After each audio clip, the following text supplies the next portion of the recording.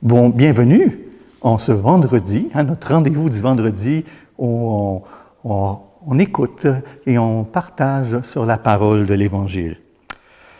Comme je l'ai fait la semaine dernière, couleur du carême, je vais chanter une petite acclamation comme je fais différemment. Gloire à toi, Seigneur, gloire à toi.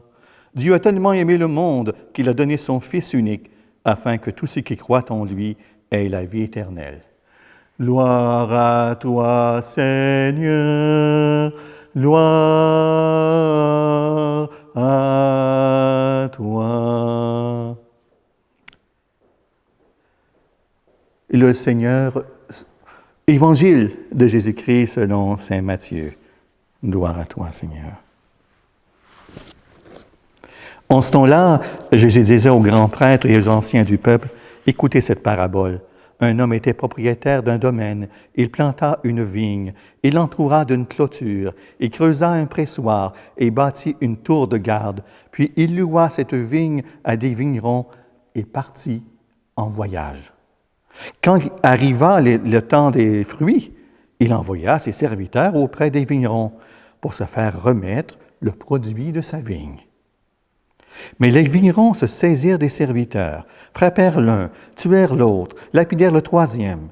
De nouveau, le propriétaire envoya d'autres serviteurs plus nombreux que les premiers, mais on les traita de la même façon.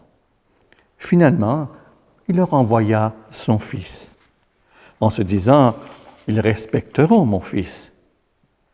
Mais voyant le fils, les vignerons se dirent entre eux « Voici l'héritier, venez, tuons-le, nous aurons son héritage. » Ils se saisirent de lui, le jetèrent hors de la vigne et le tuèrent.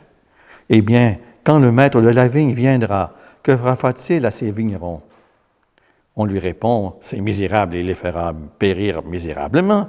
Il aura la vigne à d'autres vignerons qui, lui, en remettront le produit en temps voulu.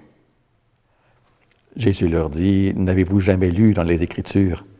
La pierre qu'ont rejetée les bâtisseurs est devenue la pierre d'angle. C'est là l'œuvre du Seigneur, la merveille devant nos yeux. Aussi, je vous le dis, le royaume de Dieu vous sera enlevé pour être donné à une nation qui lui fera produire ses fruits. En entendant les paroles de Jésus,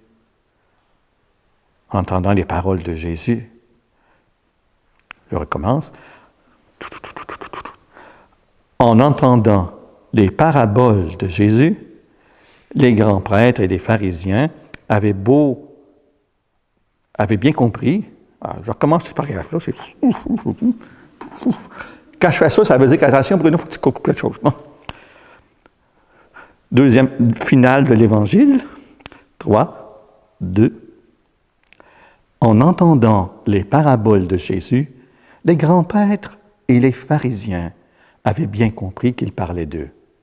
Tout en cherchant à l'arrêter, ils eurent peur des foules, parce qu'elles le tenaient pour un prophète. Nous voyons notre thème du carême, discerner sa présence. On va ensemble discerner ce qu'il y a dans ce texte de la parole. On ne dira pas tout, mais on va essayer de trouver des traces qui sont utiles pour nous ce matin, en ce vendredi. L'Évangile de ce vendredi nous présente un propriétaire qui entoure sa vigne des soins des plus précieux afin qu'elle porte de bons fruits. Il l'entoure d'une clôture et va même jusqu'à édifier au cœur de cette vigne une tour pour la garder des voleurs et des bêtes sauvages. Il creuse aussi un pressoir qui lui permettra d'en exploiter le fruit.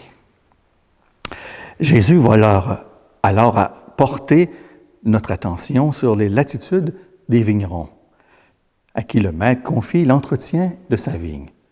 Par 2 fois, ils maltraitèrent les serviteurs, refusant de remettre la récolte. Ils vont jusqu'à tuer le propre fils du propriétaire qu'il envoie en dernier recours. En fait, ces ouvriers ne produisent pas le fruit attendu de la part de leur patron. C'est pas rien que les fruits de la vigne, les fruits de leur cœur qui sont importants aussi. C'est bien autour de la figure du Fils que se noue le drame de l'histoire et que se trouve la fine pointe de l'enseignement de Jésus. En envoyant son Fils, le Maître ne se présente plus comme propriétaire, mais comme Père, et en tant que tel, digne de respect. Ayant perdu la récolte de ses vignerons, il espère que son Fils arrivera à les réconcilier avec lui et qu'un dialogue pourra être renoué. Mais c'est en vain. Les ouvriers ne connaissent pas le Fils et voient en lui seulement que l'héritier. Ils ne comprennent pas qu'est-ce qu'il vient faire là. Leur meurtre va alors dévoiler au grand jour quelle était la raison de leur malversation antérieure. Ils ont eu peur de se voir enlever la récolte. Leur cupidité les a aveuglés, leur empêchant de discerner le Fils et à travers lui la bonté du Père pour eux. Hein? Ben oui.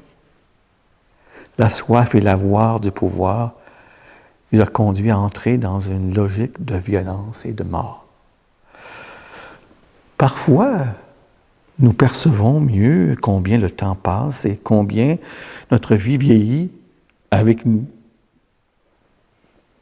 En décembre, surprise, j'ai attrapé 60 ans. Hein?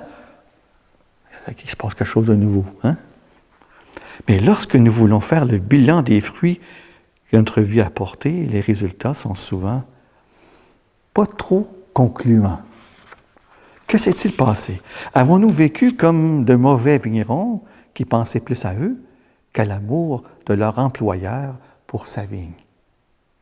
Nous avons reçu beaucoup de Dieu et en ce que nous sommes et en ce que nous est confié, une vigne où nous avons à œuvrer, mais les dons de Dieu sont des dons et le piège de nous laisser fasciner par eux au point d'en oublier qui est le donateur.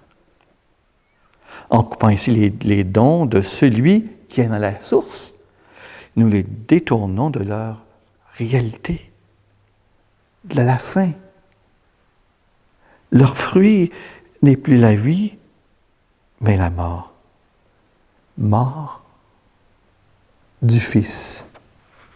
Lorsque Jésus arrive à ce point de son récit, il interpelle ses auditeurs, eh bien, quand le Maître viendra, que fera-t-il de ces vignerons? Vous vous rappelez la réponse, hein?